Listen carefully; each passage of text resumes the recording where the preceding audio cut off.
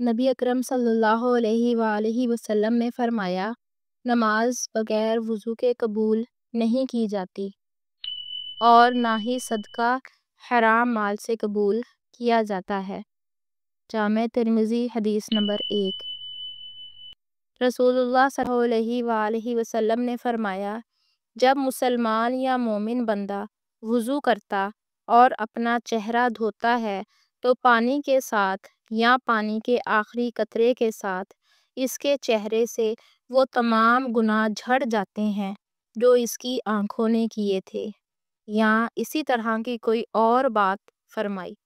پھر جب وہ اپنے ہاتھوں کو دھوتا ہے تو پانی کے ساتھ یا پانی کے آخری کے قطرے کے ساتھ وہ تمام گناہ جھڑ جاتے ہیں جو اس کے ہاتھوں سے ہوئے ہیں، یہاں تک کہ وہ گناہوں سے پاک و صاف ہو کر نکلتا ہے۔ جامع ترمذی حدیث نمبر 2۔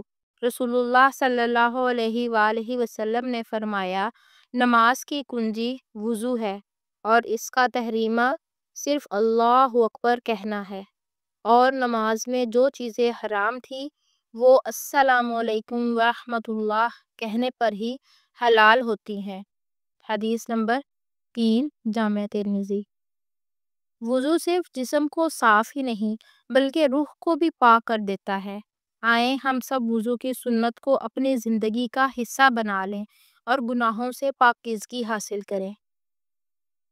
اگر آپ کو یہ بات پسند آئی ہو تو ویڈیو کو لائک اور دوستوں کے ساتھ شیئر ضرور کریں، اور مزید ایسے ہی فرامین رسول صلی اللہ علیہ وآلہ وسلم سننے کے لیے ہمارا چینل سبسکرائب کریں۔